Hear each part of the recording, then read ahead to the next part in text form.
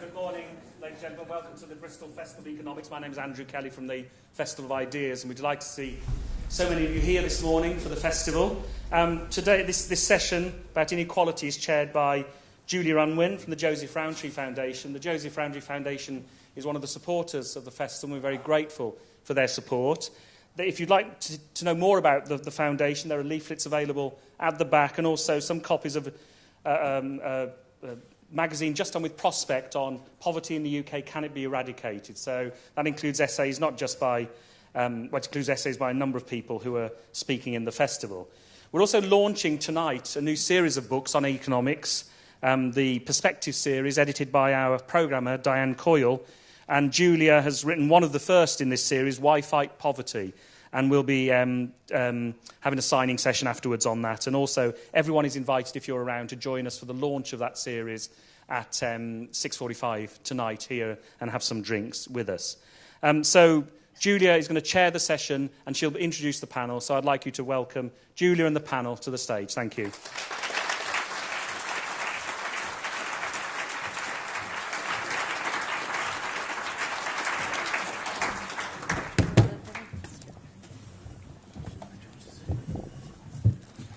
Wait while we distribute ourselves.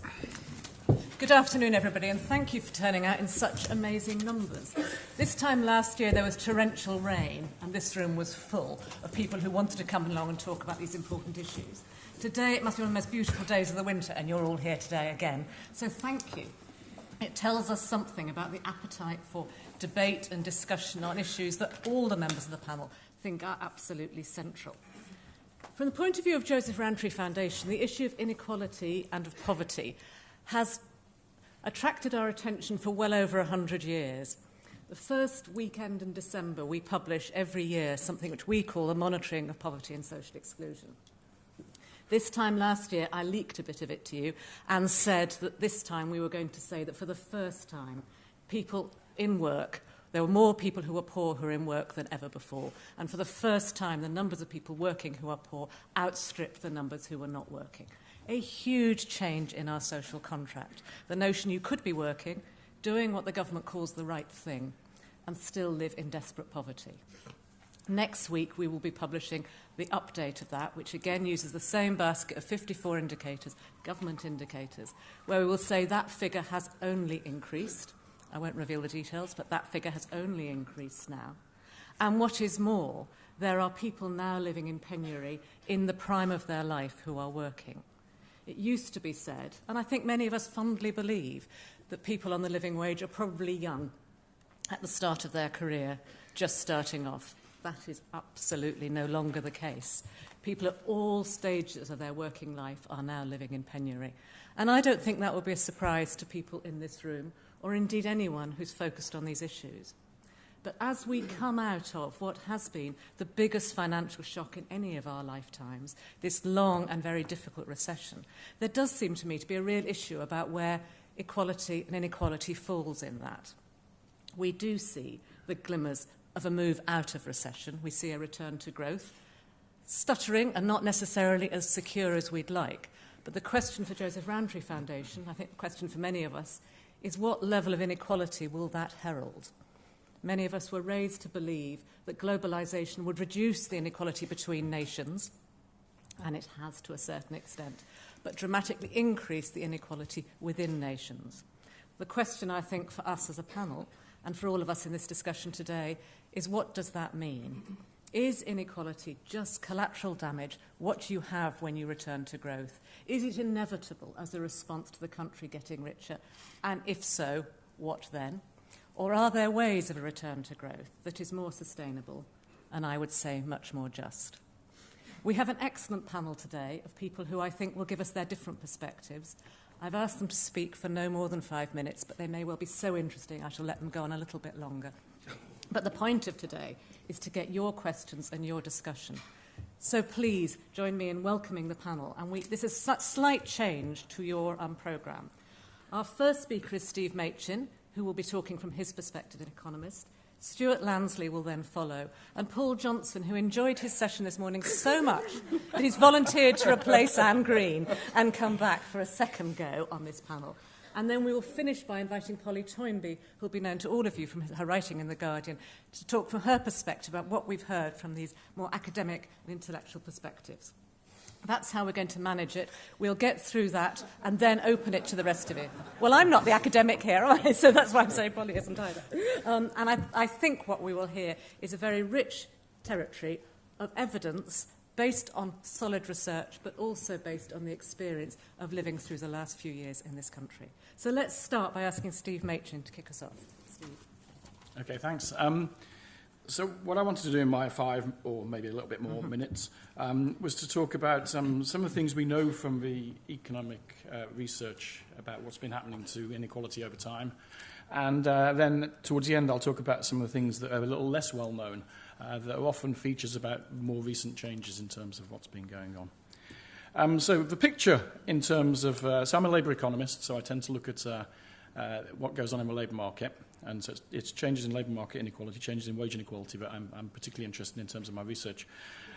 So if you look at the long-run trends in wage inequality in Britain, so the gap between the highest paid and the lowest paid people in the labour market, I mean, you get a very clear pattern in terms of what's happened over time. Wage inequality, by any measure you want to pick from the academic literature, is now at its highest level since 1979. It's trended up in that period quite a lot. So if you take everybody if you take a large-scale data source on everybody who's working in the labour market and order their wages from the lowest paid to the highest paid, and choose to take somebody 10% from the top, so that's normally called the 90th percentile, somebody who's 90% of the way up the wage distribution, and take somebody who's 10% from the bottom, the 10th percentile, and just compare the wages of a person at the 90th percentile to the 10th percentile. In 1980, that was 2.7, so somebody at the top of the wage distribution was paid 2.7 times as much as somebody with 10% from the top was paid 2.7 times as much as somebody who was 10% from the bottom. By the time you get to 2010, that's 3.7. So it's gone up by about 40%, and it kind of trends up over time. There are some kind of nuances that the academic literature has focused upon, and there are differences by decade in that, for example. So the 1980s was characterised by the biggest rise in that wage inequality index. And actually, if you look at the information, not just picking somebody at the 90th or the 10th, if you just pick anybody at any particular point of a distribution and look at somebody who's just beneath them, then the wages all fanned out in this kind of way. So the people right at the top did really well, the people right at the top did really bottom. People at the bottom did really badly in terms of wages. So you got this kind of big fanning out of the distribution. In the 90s and the 2000s, it's a little bit different. The top continues to grow away a lot. But actually, by the time you get to the 2000s, the middle and the bottom actually stay fairly constant, which is probably because the minimum wage came in 1999 and kept up the wages of people at the bottom end of the distribution. Now, the economic arguments that people have discussed in the literature, people tend to focus quite a lot on issues to do with the demand for skilled workers and the supply of skilled workers, and talk about what's been going on in terms of things in the world, like globalization and the introduction of new technologies that have shaped the way we work in modern workplaces. So the argument goes that actually we've had a big increase in the supply of more skilled workers, more educated workers. So actually if you look take some numbers from the UK Labour Force Survey, in 1980, 5% of people who are aged between 26 and 60 and in work had a degree. By the time you get to 2011, that's 29%. So it's gone up massively over time. So the supply of more highly educated workers has risen very, very rapidly over time. Now, if we open up our kind of economics 101 undergraduate textbook, we normally think that if the supply of something goes up, that the price should come down. We normally think that, if there's more workers out there who've got a degree, then presumably employers can just pick and choose from them a bit more and pay them less. If you actually look at what's happened in practice, that's not what's happened in practice at all. The wage differential between graduates and non-graduates has widened out and increased a lot, and it's a big driver of the reason why wage inequality has risen over time. So why is that? You might say, well, why is that? I see somebody shaking their head in the front row. So why is that? Well, we would normally think in terms of standard economics, but actually it's not just the supply that matters. It's a kind of race between supply and demand. And so actually, if the demand outstrips the supply, then the wages can go up. And so a key part about why wage inequality has gone up is that the demand for skilled workers has risen and the demand for less skilled workers has fallen over time. Now, you might again say, why is that? Well, a lot of the work focuses on the kinds of new technologies that have been introduced into workplaces and argues that the tasks that people do in the jobs that they in the jobs in which they're employed are absolutely vital to this. I mean, actually, you can trace some of these arguments back to some of the more historical thinkers in economics, including Marx and so on. So what's happened is basically the idea is that the kind of new technologies, computers being one example, but many other forms of automation that have diffused into workplaces over the last 20 or 30 years, have actually replaced certain sorts of jobs. And the certain sorts of jobs they've replaced are actually the kinds of jobs that involve people doing routine tasks.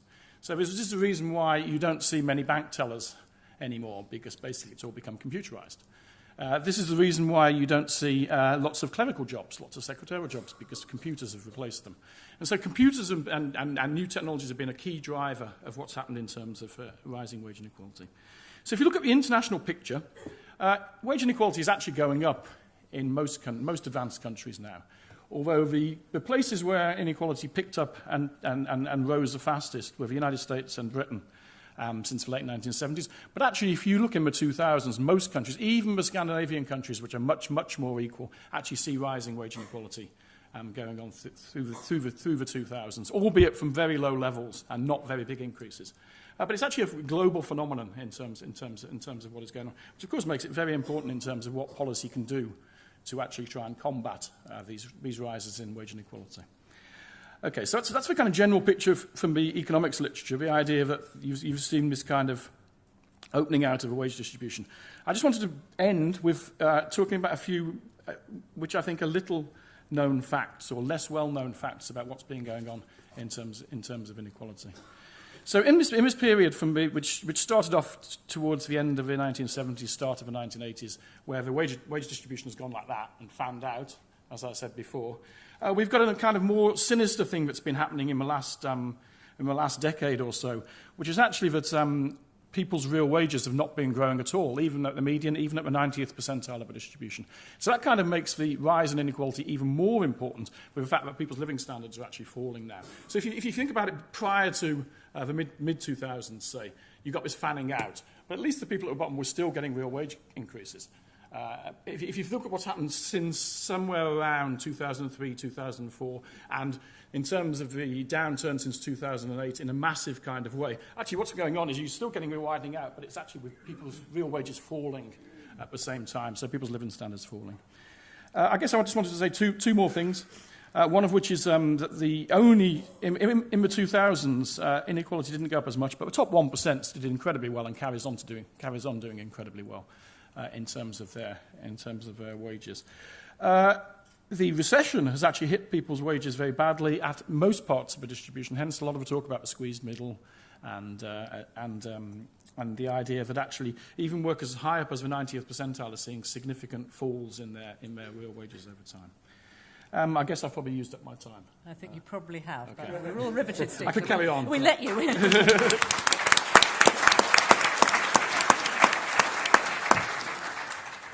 Thank you, and I'm sure we'll come back to some of that. There's some really important information there. Stewart, Lansley. Okay, well, I mean, thank you very much for inviting me to contribute to this. I'm going to try and concentrate on the impact of inequality on the economy, and I just want to start with a little story set in the early 1950s when Henry Ford Jr. was showing one of the leading automobile union leaders around one of his state-of-the-art factories. And Henry Ford stopped the union leader at one of the robots and turned around to the union leader and said, "How are you going to get this robot to join the union then, hey?" And immediately the union leader, came back and said, "How are you going to get them to buy your cars then?" Now,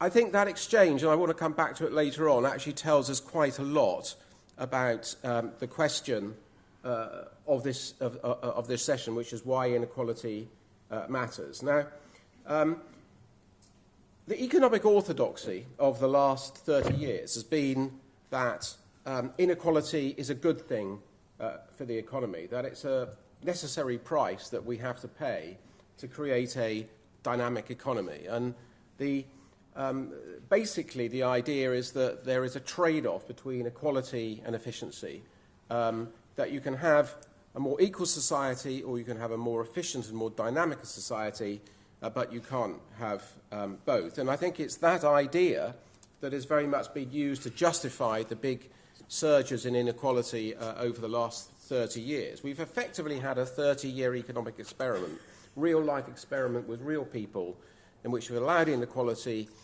to rise in the hope that it would build a bigger cake, a more productive economy, and everybody would be better off through trickle-down. So is the theory correct? Well, if we look back over the last 60 years, if we look over the post-war period, we can divide the post-war period into two. The 1950s and 60s, which was a sort of period of managed, relatively equal capitalism, and then since 1980, a period of less regulated, more unequal capitalism. We can compare the record. And apart from inflation, the performance of the post-1980 era has been worse on every measure of economic performance. Growth has been slower, productivity has been slower, unemployment is higher, and we've had longer and deeper recessions, economies being more turbulent. Particularly significant is what's been happening to the relationship between wages and profits in the economy. You can divide the economy into two different bits. A bit goes to wages and a bit goes to profits. And what's happened over the last 30 years is the share going to wages has been falling by roughly 6 or 7%, and the share going to profits has been rising. And again, the same justification, this was meant to be good, this would unleash an economic renaissance. Well, the main reason I think that we've had slower growth, there's lots of reasons why we've had slower growth and so on over the last 30 years, but the principal reason, I think, is that despite this increase in profit, the level of investment's been falling, and the level of an R&D has been falling. Basically, what's been happening is the money that's been transferred out of wages hasn't been going into improving the real productive base of the economy. So what we've ended up with, in essence, through this theory, is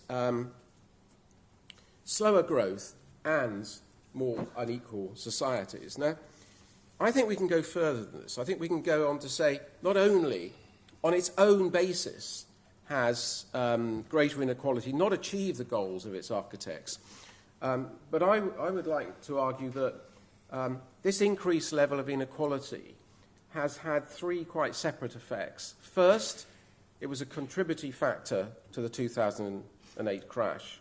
Secondly, the level of inequality has prolonged the downturn over the last 5 years. And thirdly, the level of inequality at the moment is sowing the seeds of the next crisis, which is likely to become more quickly than it otherwise would. Now, let's go through each of those in turn. First of all, the crash. There are two reasons, I think, why inequality contributed to the crash. The first is that it has that this switch from wages to profits has a huge depressive effect on the level of demand. And there isn't enough money in the economy to buy the output that's being produced. And economies grind to a halt if that happens. So the solution to this problem has been a great surge in debt, private debt, over the last 30 years, which kept the economy going, but was always going to be unsustainable. The second thing is what's happened to the big corporate and private surpluses that have been created as a result of this switch. Now, these big surpluses have not been spent, as I said, in investment in the real economy. They've been spent in ways that have essentially been financial engineering of existing companies and so on, which have led mainly to the transfer of existing wealth rather than the creation of new wealth. And the way that has been done has been to increase risk, economic risk in the economy by, for example, increasing asset bubbles. So the combination of these two factors, compressed demand, increasing debt, and the misuse of these corporate surpluses, I think, is what helped to take us over the cliff in 2008. Now, what's happened now is that during the recession, as Steve said, that real wages have continued to fall, living standards are continuing to fall, but these corporate surpluses have risen to record levels. In the United States, corporate surpluses stand at 10% of the American economy, £1.3 trillion. Now, none of that, very little of that money is being spent. It's being hoarded. Mark Carney has called it dead money. And I think this is the principal or one of the reasons, the combination of low consumption demand and this huge, hoarding of money, which could have been used to create, to get us out of this crisis, has in fact not been spent. And that's the reason why we've had this paralysis. Now, I think I'm probably time's nearly up. But can I just say, I think the future, I think we could already see signs that the effect of inequality is taking us nearer the cliff again. First, the borrowing is starting to rise again to the levels that we saw in 2000 and 2008. These big corporate surpluses will be spent, but they will be spent in ways that are likely to destabilise the economy. And that means that we're having to rely on good old-fashioned property boom in order to get the economy going. And I think a lot of the recovery is down to that. And we know what happens to property booms. So I'm afraid I'm pessimistic about the future unless we can do something to reduce this gap between wages and profits. Thank you. Thank you very much, Stewart.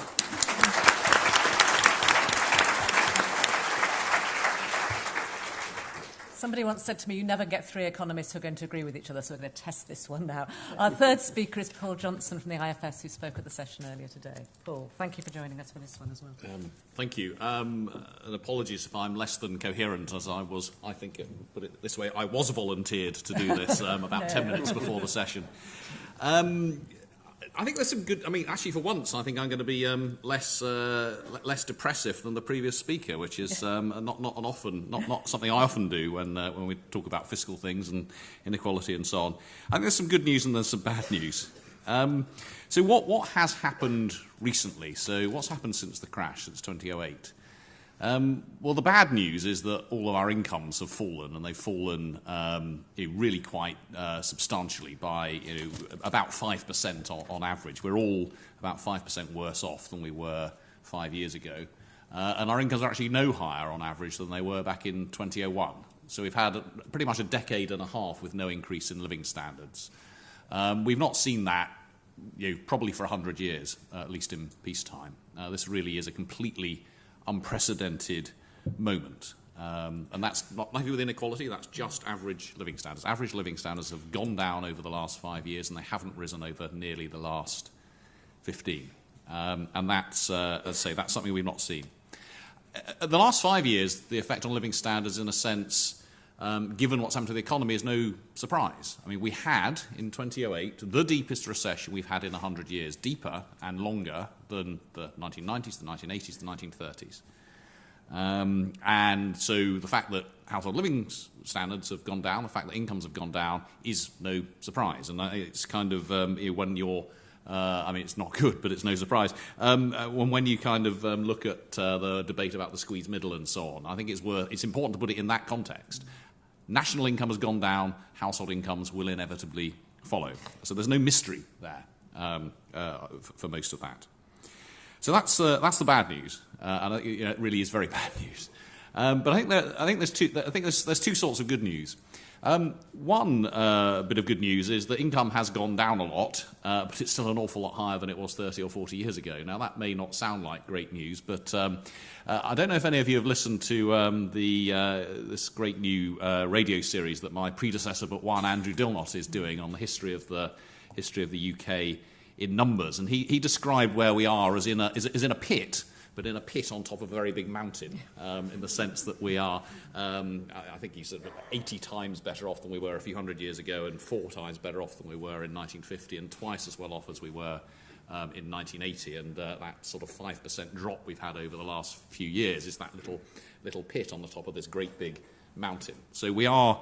So I think one piece of good news is that we are worse off than we were a few years ago, and it feels worse than that because we are used to our living standards rising, and they haven't been.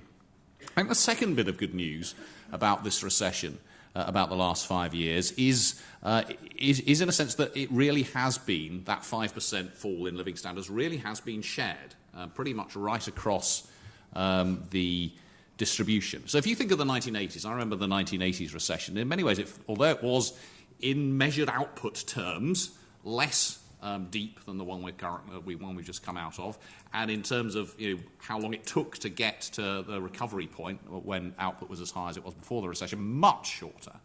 It felt much worse in terms of its impact on inequality and unemployment and people leaving the labour market, and indeed it was much worse from that point of view. What happened in the 1980s was there was a massive increase in unemployment and an equally big increase in numbers of people outside of the labour market altogether. And that effect has been, we've seen the effect of that for decades afterwards. Numbers of people who left the labour market, people in their 40s and 50s, went on to disability benefits, and we're really only seeing the end of that effect in recent years. But those who stayed in work in the 1980s, and particularly the higher skilled, did really well. So by as early as 1982, 1983, earnings were rising really fast whilst unemployment was very high. So inequality rose very, very dramatically. And what happened in the 1980s to inequality dwarfs anything that's happened since for most of the population. What's happened this time round is that unemployment has risen, but by nowhere near as much as it rose in the 1980s. Employment levels are higher now than they were in before the recession, which is astonishing considering we're still producing less than we did before the recession, which follows from that we've all become less productive somehow or other. But wages have fallen. So what's happened is that there's been a much more even sharing of the pain. Fewer people have been moved out of work, but those of us in work have all suffered a bit in terms of lower wages, which is what Steve described as what's happened recently. So there is a lot of bad news in that we're all worse off, but I do think there is good news in the sense that relative to previous recessions, this has been a much more equal period than you might expect. There's one wrinkle on that. There's one sense in which this hasn't been so equal, and that is if you divide the population instead of by income, you divide them by age. What's been happening in this recession? The older groups, those over pension age, have done fine. Actually, their incomes continued on average to rise. The younger groups, those in their 20s and 30s, have seen very, very, very big falls in their incomes, in their wages, and in their probability of being in work. So it's been completely contrary to what we've seen, or somewhat contrary to what we've seen before. The inequality that we've seen has not been an inequality of the rich doing well and the poor doing badly. It's been the old doing well and the young doing badly. I obviously kind of, exaggerate a little to make a point, but that is very much what has been happening. So there has been a generational change. If you look at the current cohort, the current group of people in their 20s and 30s, they are worse off than the people who hit their 20s and 30s 10 or 15 years ago. We have never seen that before. That is an extraordinary change. If you look at people in their 50s and 60s and 70s, they're way better off than the people 50, 60 and 70 10, 20 years ago. So that's been very big change. Two other points. I've described what's happened to incomes. There's also been changes in relative prices, which have had some differential effects. So why might those on lower incomes actually feel more squeezed than I've described? Well, what's gone up in price more? Food has gone up by about 30% since 2008, energy prices by 60%, with that overall increase of about 20% in prices. So there has been a squeeze on people on lower incomes in that sense. But finally, what about the drivers of inequality and where we might go from here? And have we got is there good stuff coming up around the corner or not? Well, I think there are still reasons to worry and worry quite significantly. I think the most depressing thing I've heard in the last several months, and some of you may have seen this in the press, was an OECD study of skill levels across OECD countries, across the 30 or so countries, looking at basic skills, basic literacy and numeracy skills. The UK is essentially, England is the only country pretty much where that has not got better in the last 15 years, and in particular it has not got better among young people in the last 15 years. And young people in this country are more likely to be unskilled in terms of literacy and numeracy than older people. The only country, I think. US as well. And the US, us and the US, the only ones in the OECD where that's true. That does not augur well for the future for that group of young people or for inequality. I think that's a desperate failure of policy over the last period. So I think we have got some real concerns coming up. Thank you. Thank you. Thank you very much, Paul.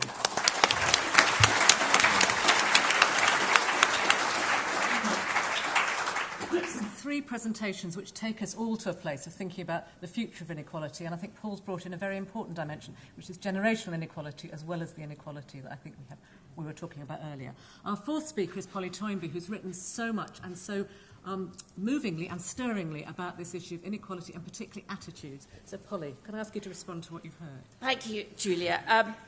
We've been asked, does inequality matter? We've heard about its direction, its trajectory. I think all of the evidence is, when you look at it plotted up on the sorts of charts that you saw, for instance, in the Spirit level, Wilkinson and Pickett book, show pretty conclusively that economically, socially, in terms of GDP, in terms of health, wealth, happiness, the countries that are most equal are, by and large, the most successful economically and socially. It is a goal to be aimed towards. No doubt MPs of the Free Enterprise Group would say that's quite the wrong direction to be going in, and there is a whole other, and perhaps we should have had one of them here today to tussle it out with, who would say that was not so. And we've heard about the soaring inequality of the 1980s. To put it into a more tangible way, in 1979, 1 in 7 children was born poor. By just a few years later, that had rapidly changed to 1 in 3. Hasn't changed all that much since, a bit better in the last decade, but not a lot, and now going backwards again. That really was a political and a social shock of the 1980s. And I think it made us more economically precarious too, for some of the reasons that we've heard. Well, David Cameron, in his compassionate conservatism days, used to say that he recognised that wealth doesn't trickle down and that a rising tide doesn't raise all boats, and that you have to directly target your efforts on those who need most help. But, of course, that's all now been wiped off the web. The whole lot of it's gone. It's been a complete memory wipe of all of that. Ed Miliband made rather a good joke the other day when he said a rising tide seems to be raising all yachts, which is rather more to the point. I mean, if you just, instead, you hear David Cameron used to say that inequality did matter. Now he says it's all about social mobility. Some Tories talk about it. I had one at a Tory party conference talking about what we need to do is to pick the diamonds from the rough. Well, that's a very different idea to thinking about inequality. And you look at social mobility, we're 11 times more likely to run a FTSE, to be CEO of a FTSE 100 companies, 11 times more likely if you went to a private school than if you didn't. Meanwhile, you look at what the Social Mobility and Child Poverty Commission produced a report just the other day. Alan Milburn, the Social Mobility Czar, shows that those with a lower parental income score lower for cognitive development at the age of 3, and the gap rises by the age of 5. Strongest predictors of success later is general knowledge and vocabulary of a child before the age of 6. Child's development score at 22 months serves as a pretty accurate predictor for their outcomes at 26 years. So it starts very young. It all begins in early childhood. Your birth is still in this country, and perhaps increasingly so, your destiny for most people most of the time. Report this month from the Save the Children Fund tried to put it in economic terms. They asked researchers at Stanford University to look at it, and they said that if the UK had taken action to ensure that no child was left behind by the end of primary school, the economic gains would be 30 billion by 2020. Now, I suspect that's a rather conservative, small c conservative estimate. Sure Start was built on the American research into the Perry High Scope program that said that every $1 you spent on early years education that got people up to the sort of numeracy level that the OECD are worrying about saved $7 by the time somebody was 30 in terms of save the state that much, not spending on crime, prison, social security, mental health, all of the sort of problems that go with poverty. Cameron talks a lot about aspiration, and that's what social mobility is about. He says, people don't have enough aspiration. All of the parties are very happy talking about social mobility. It's something they can all cohere on, but I think one should be suspicious when there's that much agreement. The problem is that you can't get social mobility, and those charts again show it very clearly, unless you have a much greater degree of equality. It just doesn't happen.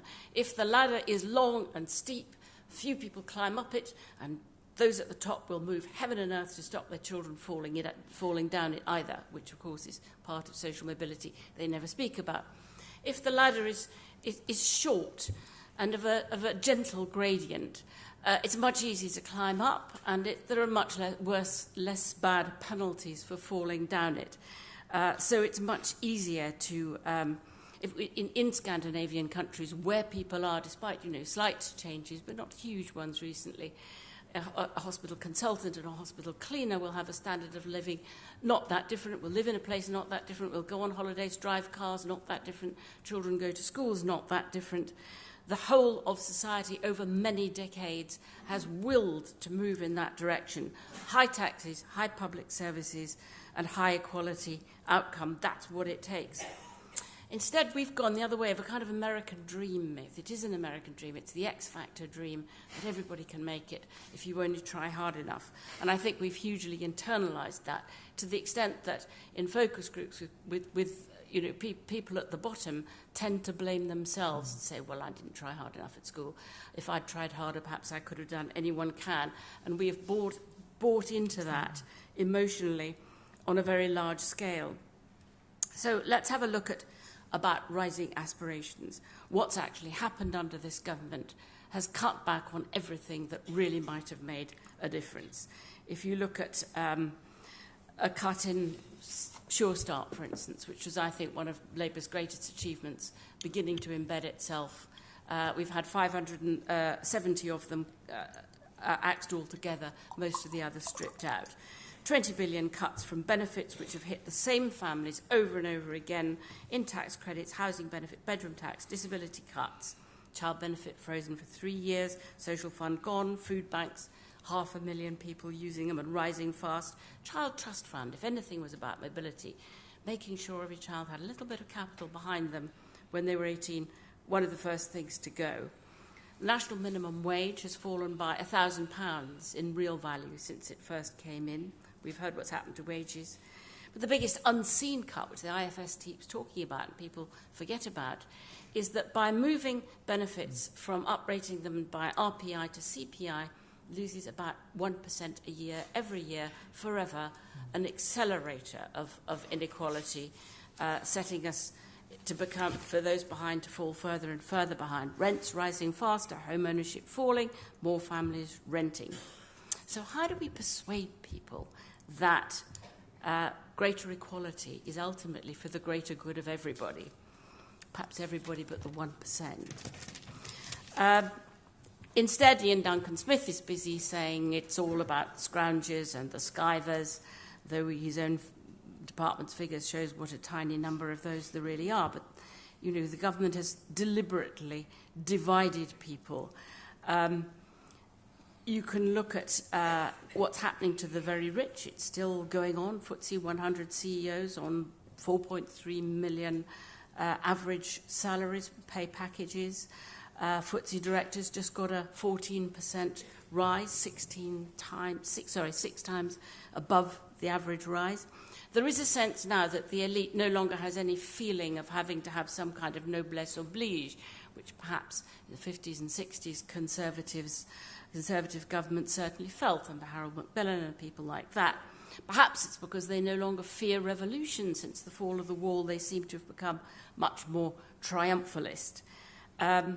the book that we wrote with help from the Joseph Rowntree Foundation, I must say the Rowntree Foundation has tried in every way it thinks of and does it all the time brilliantly to find ways to engage people in why it matters, why inequality matters, why poverty matters, slicing it this way, that way, new bits of research, imaginative ways of writing about it, and done it tremendously well. Well, they helped us with our book, Unjust Rewards, to get a focus groups, which was very difficult to get out, of the very richest, people earning between $500,000 and 10 million. 2 focus groups. We got it run by LSE Professor John Hills and Ipsos Mori. Asked them what they thought people earned and where they thought they stood. They were wildly. And these are people, these are the masters of the universe who run our money, clueless. They put themselves in somewhere in the top 10%. They're in the top 0.1% or off the scale altogether. When they judged what the poverty level was, they put it at sort of double the level that it actually was. The median, how many people they thought fell into the 40% tax bracket? They thought it was about 40%. It was 10%. They could not believe that 90% of people earned under about 39,000. Could not believe it. I think that what's sad is that since the 1970s, when trade unions were strong and pay was in the news all the time, most people, according to most of the information, know very little about where they stand either. They simply don't know how unequal it is. And the poor put themselves higher up the scale too when asked to judge where they are, because everybody kind of knows someone a bit richer, a bit poorer, thinks they must be more middling than they are. And that ignorance means that we don't have a proper political debate about this, because nobody really knows the figures and the facts. And I think one of the most important things that politicians of left, centre, left ought to be putting out is just trying to get that basic information. Leaves people feeling scratchy, angry, not quite knowing who to blame, and very easy for them to be directed towards blaming the poor or ignorance or immigrants or people below them. And the fact that hard-working, which has now become a single word, you'll notice, in the Conservative Party, hard-working people are, the majority of the poor are hard-working people too. That simply doesn't hit home. The image of, the fat man lounging on the sofa with a can of lager is what people say are people on benefits. People on benefits are hard-working, by and large, topped up with tax credits because their pay is so lousy and rotten. Why aren't people angry? Why aren't the young angrier? You might expect it when we've heard about the inequality between generations. I just think that, we are in the process of dismantling the tools that might make things better. And we are in the process of misleading, misguiding, misinforming people on an enormous scale. So the first thing we have to do is to talk more about it, as we're doing today. Thank you, Polly. Thank you very much.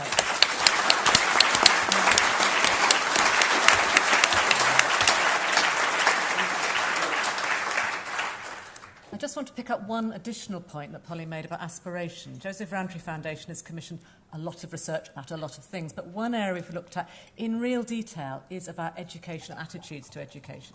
And the figure that stays with me is that 95% of mothers, the day their baby is born, expect that child to go to university, with no rhyme or reason, no logic about it, no sense about whether they can, but actually, when a baby is born, parents have very high aspirations. There isn't an issue of aspirations, there's an issue of attainment. And the attainment gap is set very soon after that very first day.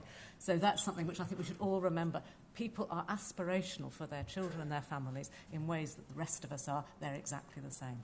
Now, this is very bright lights, and I'm not going to see everybody, so if I miss you, wave your arm about.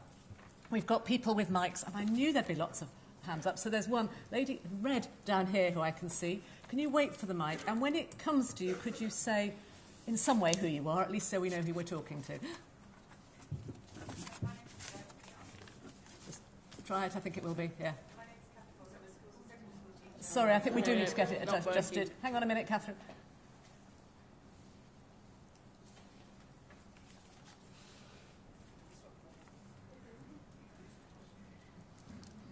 We're getting a replacement, so somebody behind you caught my eye as well, so we'll make sure we'll take your two questions together, because there are a forest of hands. Yep, seen you, sir. I'll come to you in a minute. If I get your gender wrong, I'm sorry, I can't see. But there are two women here. Thank you. Cathy Force, I'm a secondary school teacher. I just wondered what you, if the panellists could comment on the sort of growing rhetoric now, which came out, was voiced by one of Michael Gove's advisors, that somehow underpinning social inequality is some sort of genetic entitlement, which is starting to creep back into, into the political forum in a rather worrying sort of way. Feel the shoulders going up as you ask that question. I'm going to just take a couple more questions and then we'll share them between the panel. Yes. Hi, Dee Leary, trade unionist who works for central government. My question would be, is when you're taking into account how far wages have fallen, are you taking into account the fact that women already earn less in the pound than men do, and how that factors into your equations? Thank you. And there was somebody back there, and then I'll come to the panel. Yes, wave your arm there. Yes, that's the one. Thank you. Thank you. My name is Robin Hambleton. I'm an academic at UWE. I'd like to pick up on the point Polly was making it towards the end about the top 1%. The other speakers didn't really say much about that. We heard about the 10%.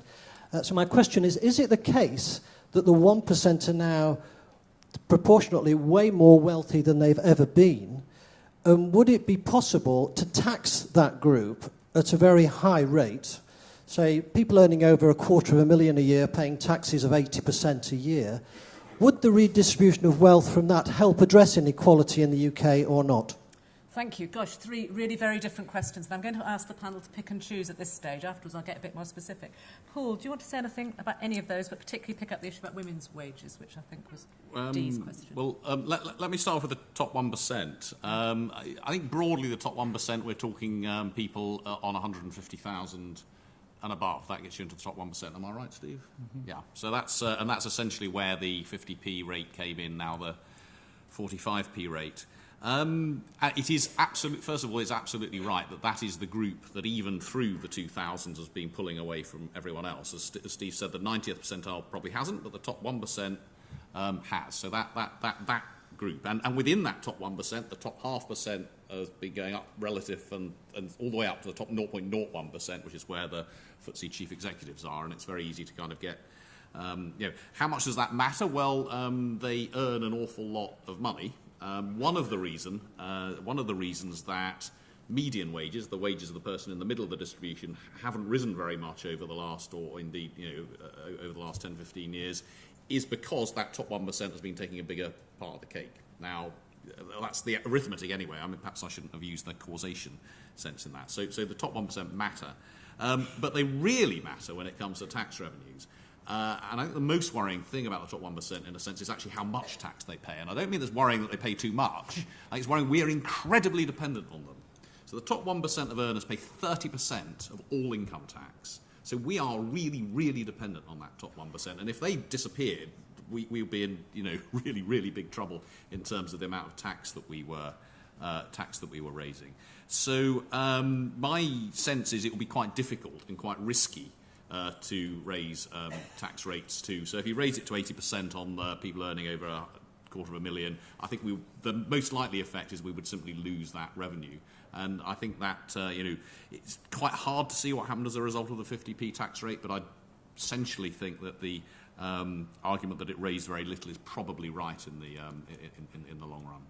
But isn't it right also, Chair's privilege here, that the biggest loss of taxation is corporate tax, where we're failing to reclaim enough of it? So you've contrasted it with individual income tax, but actually... Well, so there's two things going on here. So what's happening in income tax is the top 1% pay an awful lot because they've got such an enormous amount of money. What's going on in corporation tax, and I mean, within this, clearly people are managing their tax affairs and avoiding tax and so on, but even so, they're paying an awful lot of tax. What's happening with corporates, I think it's a very, the international corporation tax system is set up in a way which almost invites avoidance of one kind or another. Now, the OECD is going through a series of changes which they hope will have some effect on that. I'm not super confident that it will. But even within that context, what I think is surprising about the corporate tax system is how much we continue to raise. If I'd been sitting here 30 years ago, I would probably have been predicting that we'd be losing most of our corporation tax revenues. We haven't. Now, part of the reason is what Stewart was saying, is that profits have been going up, and so we're getting a chunk of that. So we do continue to get quite a lot of corporate tax revenue. I think the UK by itself can do some things to increase that, but it's it's genuinely limited because of the way the international system is set up. And the last thing I'd say on corporate taxes is somebody pays that tax. It has to be the shareholders, i.e. our pensions, or the workers, or the consumers. No one else can pay it. So someone pays that. So this is not a tax which is without a victim. Okay. A few more. We were asked a question about Michael Gove's advisor, Dominic Cummings' views, and we were asked a question about whether your views about wages were influenced or taking into account the fact that women already started off earning less. Shall I say Steve. something about both of those? Yes, please. So the first one, I think, is a very, very legitimate point. And the way that the evidence on early years is used by some people to say that the argument goes that because the kind of things that Polly spoke about very carefully and didn't slip into this trap that many people do, is to say that basically your return on an early years investment should be higher, so therefore you should be investing in early years in some sense. And that step back to genetics is part of that. But many people seem to lose the plot on that by then saying that actually, that's all you should be doing, and then just forget about everybody else who's older and then leave them on the scrap heap kind of thing. And I think it's a very dangerous argument there. Just because the return is potentially higher, because the time horizon that follows is longer, doesn't mean that you therefore shouldn't be looking at people in primary school, secondary school, when people are in the labour market and so on. So I think you've highlighted something that's actually really rather important, and particularly in the context of what Paul spoke about in terms of the OECD numbers about literacy and numeracy of the adult population in Britain not improving over time and being very, very poor compared to our international counterparts. It seems like an extremely important point to make it very clear, but actually that early years fact or finding doesn't mean that you should only be intervening in the early years, which, of course, the step back to genetics is just taking that to its logical extreme in some sense. The second thing, without trying to be controversial, I think you need to be very careful when you talk about gender pay gaps here, in terms of what's been happening over time. So women have actually been doing better more recently. If you look at the average gender pay gap, of course, there is one, and men are paid more than women on average. But that has closed massively over time. There's been one of the major developments in the labour market that's been a kind of success story in some sense. So actually, if you look at when people enter the labour market, having left school, if you look within education groups, so if you look at graduates, or if you look at people who leave school with no educational qualifications, actually there is no gender gap now at all. There is no difference between men and women's pay on entry to the labour market.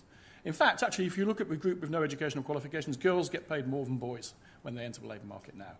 And that's associated with some of the decline of boys' position, I think, in terms of how they've been doing. The place where the gender wage gap emerges, because there is still one, is actually when women have career interruptions, normally to have children. And that's where the penalty occurs now. There was no penalty prior to that now at all, over what there had used to be in the past, which was presumably was some form of discrimination, but there was actually no entry-level gender pay gap now at all. So I think we have to be really rather careful about this. And in terms of going back to the real wage falls that we've seen during this recession, they've actually hit men worse than women. If you actually look at the numbers, I mean, they're very marginal, the differences, but actually women have had a little bit more real wage growth during this recession than men. But as I say, it's very marginal. And I think Paul probably said enough about the tax issue on the top 1%, although I would say that the striking feature about rising inequality in the 2000s is the top 1% still doing better than the other 99%. Thank you. Can I say that about women? Yes.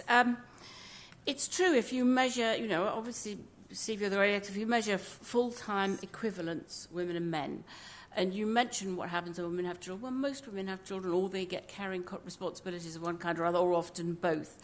You really need to look at what's happened to part-time wages, where women are still 34% less, and their careers are not backwards because there are no proper protections for career protection for part-timers. Most good jobs are not advertised as part-time. Most women going back to work, having children, my daughters are at that stage now, have to go into a part-time job, much less well-paid and of lower status and qualification than their qualifications before they had children. And that is, so widespread that in a sense measuring full-time against full-time doesn't capture the picture of what actually happens. And also, of course, 1 million jobs lost in the public sector. We've already heard how the public sector treats women very much worse. Those 1 million lot of those, very high proportion of those jobs lost are good women's jobs, and they will go into bad women's jobs in the private sector and may never get their foot back to the status of their education, training and experience. So I think it's a bit grimmer than you suggest. You just need to be careful, and that's exactly right how you've kind of phrased that. I mean, we know that in schools, girls are doing better than boys now. We know that in terms of going to university, girls are doing better than boys. And so there are these trends that then do get reversed in the labour market for the kind of reasons that you're talking about. Of course, girls always did do better in the days of the 11 Well. plus. Okay, in the days... Well, it's true. In the days of the 11 plus, they used to mark girls down because they thought they developed earlier. And therefore, because they couldn't understand how girls were doing better, they marked them down in order to, as they said, equalise. I've never seen anybody saying, we should mark boys down for anything. It will come. Stewart, you want to come in, and then there's a lot of hands, so we'll come back to you. Can I just say something very briefly about the top 1% and the tax issue? I mean, the first thing to say is that although the top 1% have actually increased their share of the cake hugely, it's now around 15% of national income. It was about 5% in the 1970s. That 15% at the top probably actually understates the full share that they have. That's because they have, the super rich have ways of hiding their money, and all the ways we measure them simply don't pick up quite a lot. I think the second thing is that although the rich, Paul's point, although the super rich do pay a hell of a lot of tax, probably about a third, something of that order. The reason for that is this huge concentration. It's not because they're paying more proportionately. It's simply because they've got very, very much bigger. But I think the third thing is, I think this is what's actually been happening over the last 30 or 40 years, is that the transfers that have been taking place have been shrinking the tax base. Basically what's happened is money's being moved from people who pay their taxes, like wage earners, to people who hide a proportion of their tax. That's true of both. That's true of these two big trends over the last 30 years, which is the transfer from wages from the bottom to the very top and the transfer of wages to corporate surpluses have shrunk the tax base. And that's really quite serious. And that's one of the reasons why we're having problems with tax deficit, with fiscal deficits, and will continue to have. Thank you very much. Okay, there's two people here and one the other side of that group. So, yeah, there, and somebody just in front. Yeah. Is that on? I'm Ruth Levitas. I'm a sociologist at the University of Bristol. And I wanted to say something else about gender, but also something about environment and how these might impinge on how we think about the economy and growth. Because we're all talking as if the economy consists of the formal economy and that what matters is growth in the formal economy. But it's also clear that a great deal of necessary labour takes place outside that economy, and that much of what's going on at the moment in the destruction of the public sector is pushing necessary labour from the market sector into the non-market sector. So if we have a concept of growth which only looks at the market sector, we are not looking at the whole economy. And I don't know whether the panel have any ideas about how we might do that. But also piggybacked on that is the notion that growth can go on and on and on. This is something which has been challenged in particular by David Harvey, who points out that 3% compound growth is actually unsustainable ecologically. So that if we do not address the questions of inequality, then the people at the bottom will continue to get poorer because we can't grow ourselves out of this problem. Thank you, Ruth. Thank you. Question over there, yeah, and then I'll come back to you. Hello, this is Deepak Kimji from the International School in Geneva. We've got a crucial vote coming tomorrow in Switzerland. In 1984, the difference between the ratio between the CEO pay and an average worker's pay was 7 to 1. Today, it's 43 to 1. So the government and people are very worried about the social inequalities and the problems of that. that they've started a referendum. You just need 100,000 signatures and you can have a referendum. And tomorrow there's a referendum whether to limit this difference to 12-1. And one of the arguments is that this financial crisis was caused by the ones who benefited the most. You know, the CEO of UBS, the CEO of Novartis, many of these have benefited greatly from any growth we've had in the last few years. So my question to the panel is, if you had to vote tomorrow, 12-1, would it be yes or no? It's a very good question, Tuesday. I'm going to allow them a bit of time to think and take one more question here. Yes, the gentleman here. Introduce myself. I'm someone who gets affected, feels it, when supermarkets put up their price of pea soup from £1.17 to £2.43 overnight, as they did 2 days ago. I want to cut across it, really. I don't think you're looking at a big enough picture here. In Mutiny on the Bounty, the figure of Christian said, in argument against the slave trade, well, look, if we had the slave trade, you have to pay for their houses and you have to pay to feed them. Much better to have them working. Right? Nicholas Taleb, the economist, radical economist, looked at the 1% of the 1%, and it's not about how much money they've got, it's how much influence they've got. The 1% of the 1% income and wealth is dependent not upon the gross national product, but on amount of inequality. So they've got a positive interest in inequality. That's how they get wealthy, by increasing inequality. You can look it up on the webpage, and he's also spoken about it in questions and answers at the RSA and the LSE. Right. It's Titanic time. The image of the dip in the top of the hill, to me that looks like a volcano.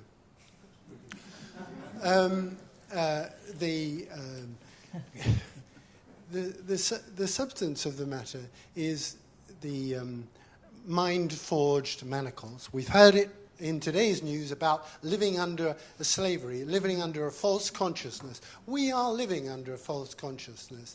It's the syndrome, not the Copenhagen syndrome, the Stockholm syndrome, whereby you're grateful for little things, where in fact you're living in a slave mentality.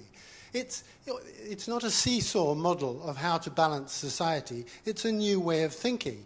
Polly talked about the gloating, the triumphalism. Have a good look at the cockerel on top of the plinth in Trafalgar Square. It is completely blue, as is the sign here. Right? There's a message there. It's a completely blue cockerel, and it's crowing. Right? Mind-forged manacles. It's not a big enough picture, and it's not about tilting the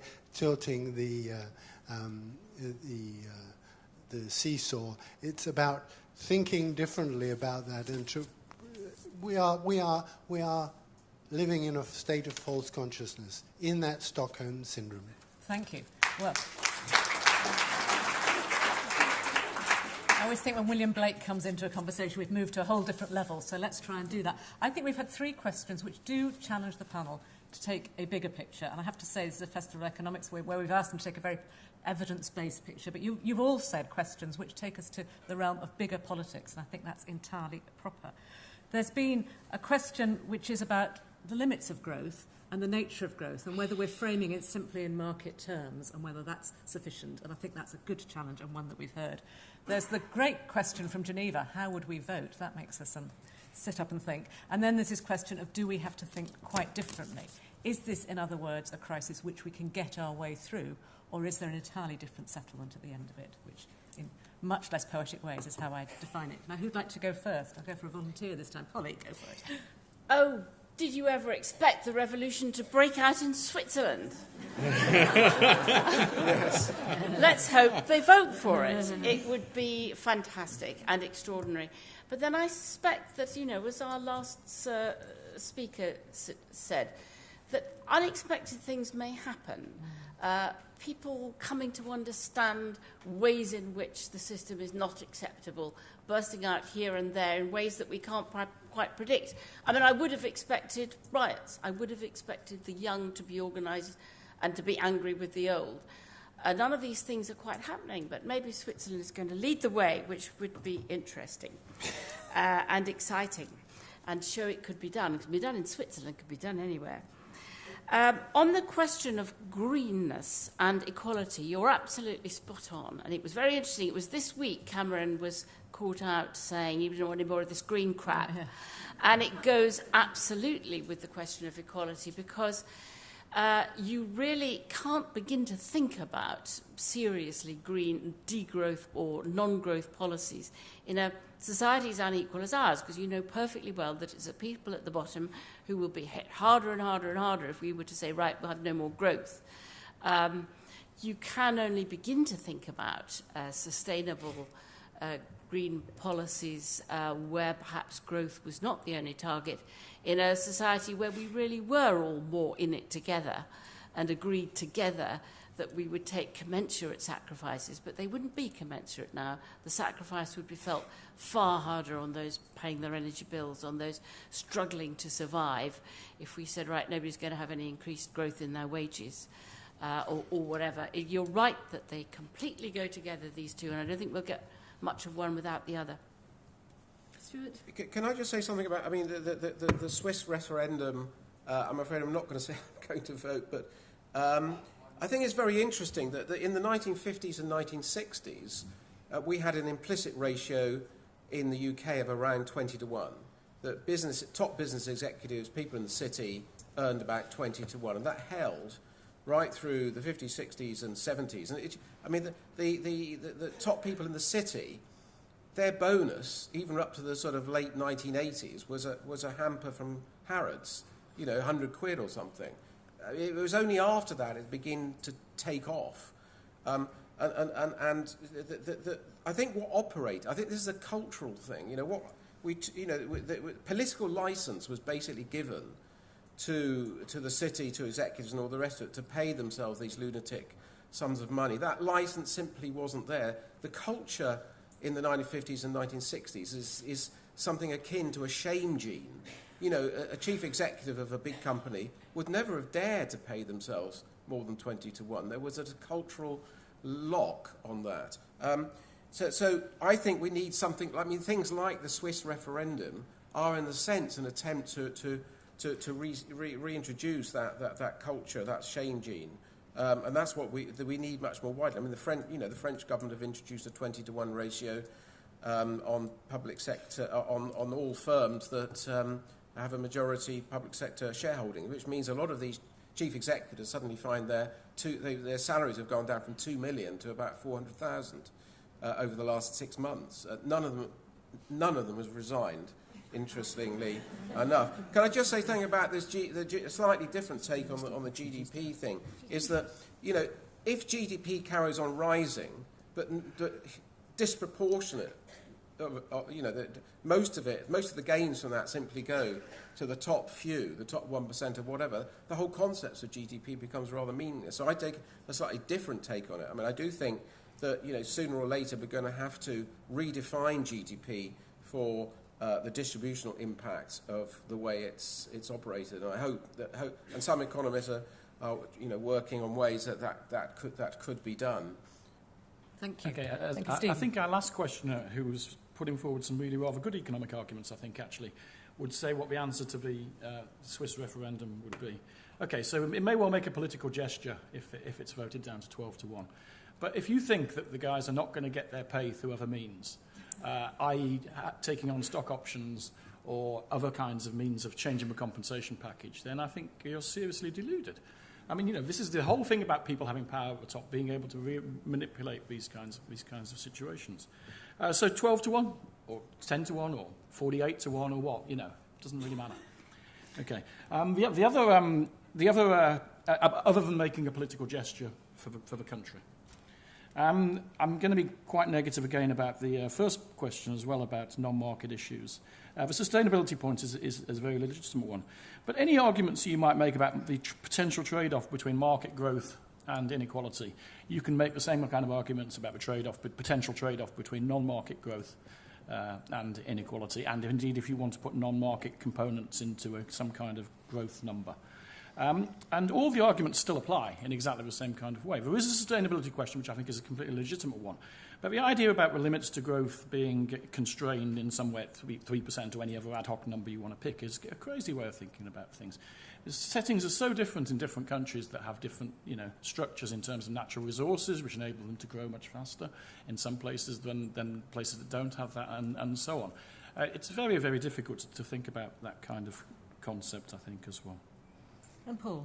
Yeah, I agree with Steve. Wow. I think on the point about the limit on the salaries, I mean, it seems to be very clear that there is an awful lot of rent taking in people earning hundreds and hundreds of thousands a year, particularly in the city, top of corporations. I mean, this is not a reward for skill or hard work or productivity. This is largely rent taking. So I have a problem with some of that, with those salaries.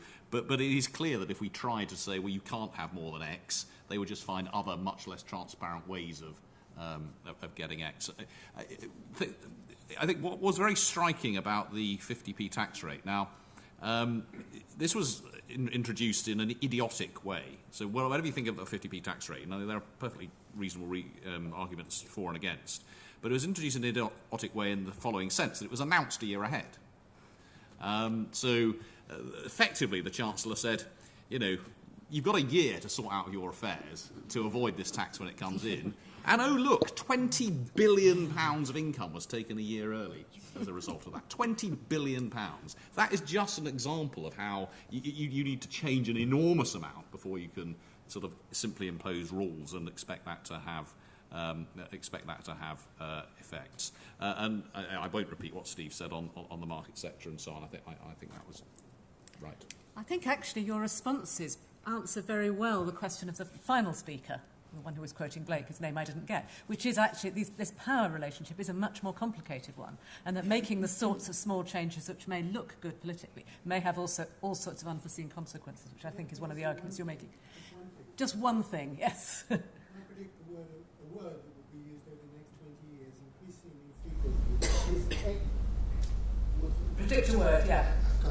Extortion. Extortion. It's going to become a very, very big word. I'd written down power and corruption. Power and corruption and extortion. I think we're on the same page there. Now, listen, I haven't been concentrating, and a question has come in through the live feed, so forgive me, I've now got to read it, because it goes directly to Paul Johnson. I will come to others in a minute, but we are joined by people observing us, and I mustn't ignore them. The question is from Anna Vignoles from University of Cambridge. Is that how you pronounce her surname? I've met her so many times. One of my co-authors. So she is. I should have known that. She should be asking you this question, but she's asked Paul. Paul Johnson notes that recent OECD survey shows that the UK younger generation were less skilled than older workers. This is only true for the UK and the US. Was this also true in previous OECD surveys in the 1990s? And I think it was. Is this a long-term issue? I'm sure Anna knows the answer to that better than I do. I read it in that tone of voice. I can't remember if it's exactly true, but it was broadly true. If you look at the 1996 or 1997 IELTS survey, you find that the UK was again pretty much the only place where the young were doing no better than the old. I think that's right, isn't it? So this is a long-term issue. But I guess what's disappointing about the most recent one is that is that the young people here really came through the school system after a period where I think most of us thought this was actually getting better, and it doesn't appear to have been translated into outcomes in the labour market. Yeah. And it may be that the labour market is changing in ways that the education and training system is not changing. It may not just be about the supply of skills. It may be about the demand and the nature of the skills. We did some work at JRF about the North East and the future of the economy there, which suggested that as much as employers said we want more and more skills, they were actually not producing the jobs that met the skills they said they were demanding. So that mismatch is one we cannot ignore. Somebody right next to that pillar there who's standing up and waving, and then gentleman at the front here. Yeah. Hello, Sarah Webb, Safeguarding Children Advisor, but also a member of Equality Bristol, for which we thank Joseph Rowntree for the support. I agree absolutely with Polly that we need to make sure the facts are out there so that people do understand the massive differences that we have in income. But I also think we need to look further at the impact of inequality. And we haven't talked about trust. And Wilkinson and Pickett's previous book, Spirit Level, does talk a little about trust. And the next one, due to be published, is talking a lot more, I think, about the effect of inequality on personal and social relationships. Without trust in a society, we fail, and inequality perpetuates this issue massively. We need to focus on the impact of inequality in terms of the trust that we have in society. Thank you very much. The gentleman at the front here, and then somebody back there. Excuse me, those of you who are running around with mics, can we come down to the front here now, and then go to the lady at the back? Right, along here, front row, therefore caught my eye first. I'll stand up if I may. Oh, yeah. My name's Derek Waters, and I'm perhaps a good example of social mobility. Since I left school, I'm now retired, of course, as you can see by my age, but I left school at 15 with no qualification whatsoever, and I ended up as a facility manager at a senior, at a very, very famous aero engine manufacturer. The difference is, of course, now, is what we haven't talked about, what hasn't been discussed, is the change of the structure of our whole industry, the change of the structure of our economy, and how we rely so much on financial services. The opportunities that I had available to me through apprenticeships, etc., ONC, HNC, seem to me to be no longer available. Everybody is focused on going to university, and this is not everybody's bag. And there's a lot of guys out there, and the girls, who are very talented, who have got a lot to offer, who don't necessarily fare well at university. And there isn't the opportunities for those people. And I feel that's an issue that's well worthy of discussion. Thank you very much, Derek. We'll come back to that. Yes, that lady there. My name's Rosie Gilmore. I'm a teacher. Polly talked quite a bit about people's ignorance of the figures and how in the 90s people were more informed. There were people discussing the figures on the TV, and that now we're in the process of misinforming or misguiding young people, and they're not so angry. I have two questions, really. One of them is there a remedy for that? And secondly, what's the role of the media in that? Thank you. There's one more I'm going to take, because then I'm going to come to the panel. Yes, the gentleman there.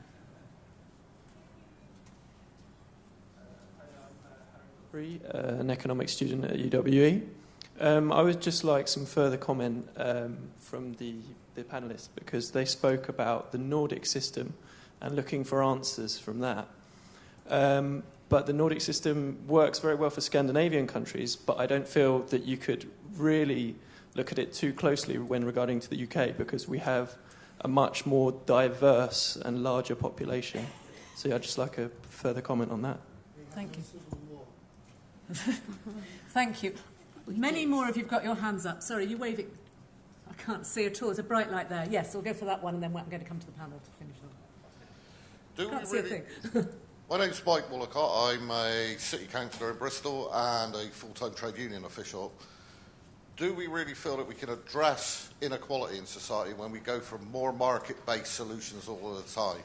When we've been trying to get a living wage in the city of Bristol and get wage differentials sorted out, and it seems that the more government relies on the market to provide solutions, the more we're going to see inequality driven up and the less we're going to be able to control it. Thank you. I've taken that one. Now, there probably won't be time. I'm going to ask the panel to come back on all of those questions, because they're all major issues of concern, and we could probably spend all afternoon. I'm not allowed to do that. There's another session coming on soon. We've been asked about trust and what inequality does for trust, and what I would describe as the social contract, our relationships with each other. We've been asked about facts and how we get that information out in a way that people can understand. And particularly, I would add, how in our hugely over-communicating world, where it is so easy to get infographics on everything, we still seem to struggle to get the information out.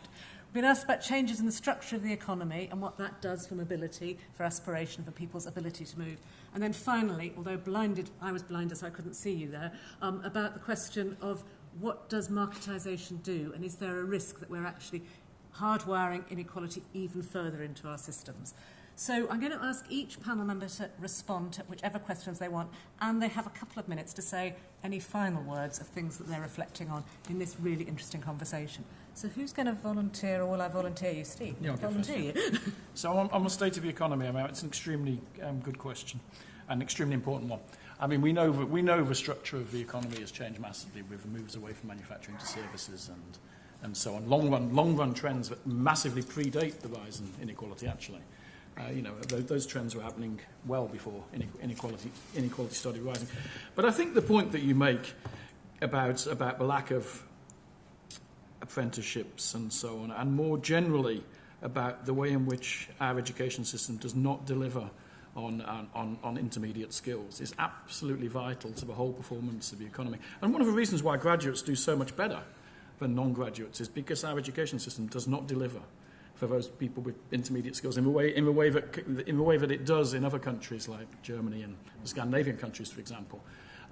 It's no coincidence that when you see people doing the exact same jobs in, I don't know, Oslo, cleaning offices or something, they get paid a hell of a lot more than people cleaning offices doing exactly the same job do in Britain. I mean, how can you reconcile that? They also have higher education levels. It's not really a job, but you can be much more productive in cleaning an office. I mean, you can, but they are doing pretty much the same kind of job. So I think this highlights, and of course, this is why we're doing so badly in the PIAC, the OECD PIAC survey. This is why we have this long, lower tail of people with very poor adults, with very poor literacy and numeracy skills, which is not present in other countries. It's present in the US. The US has a very, very bad lower tail. But of course, they're dreadful at delivering intermediate education to people as well. I mean, our university system's great. The US university system's great, for delivering really good education and producing high-quality graduates. But what our education system completely does not deliver on is the producing intermediate skills that make them competitive, with other countries, and also make the people who've got those skills competitive with graduates. They will be able to compete from the same job. You said it's not everybody's bag to go to university, but you still want people to be competing for the same jobs, having had a university education or not, and so on. So I think it's an absolutely fundamental point, and it's the way our education system does not dovetail properly with the labour market at all. And it's one of the reasons why we're not very good in terms of international comparisons on that score. I think the Nordic system, I've kind of answered the question a little bit about the jobs and stuff as well there as well. What else did we have? Oh, facts. Well, we've got millions of facts out there, haven't we? But we don't really know whether they are facts or not these days, do we? I mean, there's so many facts out there that, with modern technology spreading, I'm sure people are tweeting things around all the time while sitting in the audience while we're in here and so on. I guess the issue is, how do you decipher the information, the real, true information out of all that kind of information that's being supplied around? And I don't know if I know the answer to that, other than people getting better education and so on, to be able to do that. I mean, we have a lot of very bad facts in inverted commas that are put out there as well from not such good research and so on. But I don't think I want to go there. Okay. Oh, trust. Should we pass that on, Stewart? Okay, thank you. I mean, just say something about trust. I think that is the relationship between inequality and trust is very important. I mean, in the United States, a quarter of the working age population who are entitled to vote are not registered to vote, and the evidence is that a lot of that is down to disillusionment of the inability of governments to deliver, decent living standards for that particular group. And all the evidence is that the public want much more equal societies than we have. And this does suggest, that the democratic system is unable to deliver on some of the big issues that people want, which I think goes to the heart of the issue that inherent in a lot of the questions, which is this sort of relationship between inequality and power. I mean, inequality, the concentration of income, also means an even greater concentration of power. I mean, the people have been talking about that the United States is effectively a plutonomy, i.e. a society run by and on behalf of the top 1%. And that's pretty true in the sense that political forces are pretty disempowered, and the big issues on the economy and so on are actually taken by this small elite of business and corporate executives. Something pretty similar is happening in the United Kingdom. I think it's extremely interesting that our global leaders, whether they be the head whether they be at the IMF or whether they be political leaders in countries, are unable to implement many of the measures that majority opinion think is desirable. Things like getting the corporate sector to invest, things like doing something about runaway pay at the top, trying to tame tax havens. All these things, I think, very, very, from right to left, most people accept all these things are desirable. And yet we've disempowered our governments to implement those sorts of changes, which would make such a big impact upon life. So I think this issue, the inequality, power, the abuse of power, feeding into the lack of trust, eventually undermining the democratic system, is a real risk. Thank you, Paul.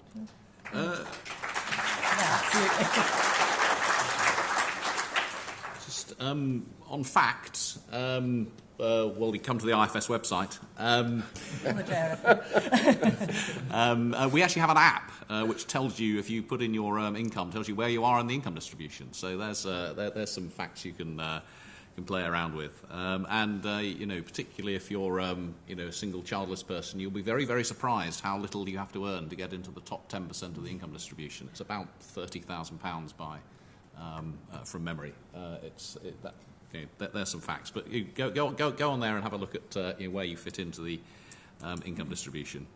On trust, I think that there is a lot of economic work which looks at the importance of trust in making societies work, and how more diversity in income and in other spaces, and we talked about this in the public services panel earlier this morning, can reduce that and can make things more difficult to work. And I think increased inequality, you see it in some of the discussions. Actually, it's a combination of why does the political rhetoric about benefit recipients being scroungers work? Well, it works because of the economic space between people, and because of the lack of trust. And it's actually, in my view, it's a similar thing which leads one to worry, you could argue, about the people at the top of the distribution. There's that gap, and there's a lack of understanding. So I do think that's important. I just wanted to say, too, there was a question about can we address inequality in a market-based system? And, there's obviously kind of amounts of market-based system we can have, but we have to address inequality in a market-based system. We're not going to move to anything else. And how do you do it in that system? Well, I don't know the answer to how you sort out education below the higher education system, but that's almost certainly the most important thing that we do need to do, as well as ranges of things that you can do within the tax and benefit system. But I want to mention two things that haven't been mentioned at all so far since we're summing up. One is wealth and wealth inequality, which we haven't discussed. Wealth is much more unequally distributed than income. And actually one of the reasons I worry, we might worry about, so supposing we had the level of income distribution we have at the moment, but those who are earning lots were not the people who had lots of wealth to start with, we might be rather less concerned about it. But actually, that on the whole isn't the case because of what we've discussed in terms of lack of intergenerational mobility and so on. Those who are earning this large amount of money are also people who tend to have other advantages and other wealth. But let's not forget about wealth, because wealth, as I say, is much more unequally distributed than income. If it's inherited, then you could certainly argue that it's less deserved than earned income, but it's something that we spend much less time talking about, and it actually confers an enormous amount of privilege and power. And the lack of wealth that the people at the bottom hold, and indeed most of the population, a very large amount held at the top, really does make a difference to the way society works. And when you think of Nordic countries, actually their wealth inequality is, if anything, higher than ours. It's this is not a sort of equitable utopia over there. They have inequality of a different kind. The last thing I will say, which I think it's worth thinking about in the context of inequality, is housing. Housing is particularly in the UK, an incredibly important part of the whole economic and social system. And one of the reasons that we really worry. One of the reasons I worry about inequality kind of cascading down the generations is that we have a pretty much fixed stock of housing. Those who inherit that housing will be in a much better position than those who don't. And because there's pretty much a fixed stock of housing, the cost of that housing is rising, and the cost, particularly for young people and particularly for people with lower incomes, of maintaining a reasonable standard of living, given the cost of housing, is increasingly high. So I think there's a really serious issue about the way that we have our planning rules, the way that we don't have enough housing built, which has, over a period, a very, very fundamental effect on economic and social inequality and on intergenerational mobility. And I think that underlies quite a lot of concerns about inequality. And I'm simply raised that because that's not something that we've spoken about at all in a session on inequality. Thank you. And Polly. Yes, I think that it's fatalism that's the enemy, the sense that there's nothing that can be done. Things are as they are. Things are politically unmovable. I liked your word plutonomy. I hadn't heard about it. That's exactly right. The sense that power isn't really with the vote, so fewer and fewer people bother to vote, bother to register to vote. A lot of people angrily don't vote. Not apathy would be the wrong word. I wrote about this yesterday, a bit about young people and voting. Got a great blowback from them saying, I'm damned if I'm going to vote. Why should we vote? It makes no difference. It only gives them credibility. But it's a bit like punching yourself on the nose in order to spite your enemy, not to vote. Because in the end, you have to hold your nose and vote for whoever's least worst, or you get the worst. But I think there is an underlying sense of doom that nothing can be done. You can't do anything about those people up at the top. As Paul said, they might run away and take the money with them. Though I think they might have to leave it behind if they're actually earning it here. A fatalism that, well, they'll hide it somewhere else, won't they? They'll always get away with it. Housing, I think, is a good one to focus on because, again, people say you can't possibly tax housing in this country. It's never been done. Daily Mail would be hysterical. You can't do it. It may be one of those things where somebody just does it and finds that the sky doesn't fall in after all. Somebody just says, of course, it's obvious. This is where the money all is, and we're failing to tax it. And if we don't tax property, we are, we're not taxing a very large amount of the wealth that's there. As for facts and getting them out, the Guardian Style Guide just last week put out a little note to all Guardian staff saying, please do be careful how you use the word factoid. Some of our younger writers are using it as if it meant a small fact. When in fact it means something that's not a fact at all. The world is full of factoids, an awful lot of them disseminated by this government. They have a sort of feeling of fact, they have an element of fact, they're taken totally out of context, and they turn into factoids because they're just not true when put into the whole big picture. Somebody said the media role. I always get the media role. The trouble is, the media in this country, the great noisy part of the media that really dominates the national conversation, is run by, 3 or 4 maverick, mostly non-British tax-paying media barons of the very far right. This has been true for a long while of the British press, and it distorts our vision of ourselves, who we are, the kind of country we paint ourselves as being. The Daily Mail would continually talk about the middle class when they mean the top 10%. All of the time, the middle class under threat, pretending that it's somebody somewhere near the median when it's no such thing. And that utterly distorts how people think. Who's being hit by what tax? Who's threatening what? Is it me? Somebody on the median will say earning about 25,000, when no, actually they mean somebody earning 50,000 or well above that usually. I can remember them using it about, when somebody in the Labour Party threatened charitable status of private schools, 7%, they said middle class is to be hit. So I think it's about time we started talking about upper classes again. Top 10% should always be referred to as upper classes. It's not a social class, it's an economic class. And it's no good turning to the media, except the BBC. I do think that we've got to thank God we've got the BBC in this country. And if you think that the BBC gets lent on too heavily by this government, it is always worth picking up the telephone and complaining to the duty officer. I used to be in the BBC newsroom. Not many people do. And the BBC terribly wants to chart a fair course, but if all the noise comes from one side and not from the other, it tends to get blown off course accidentally, not on purpose. So do have the BBC's number beside your telephone when you're watching the news and complain. Thank you. Thank you, Polly.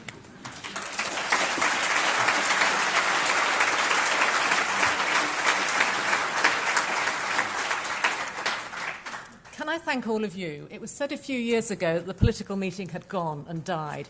I think what this festival, and indeed book festivals and different sorts of festivals across the country show, is people really want to come and talk about serious and difficult, challenging things.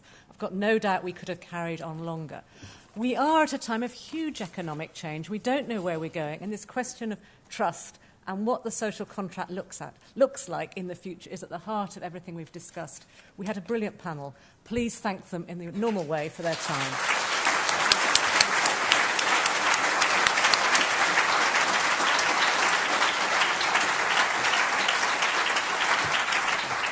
And can we also thank Julia Unwin for chairing the panel today?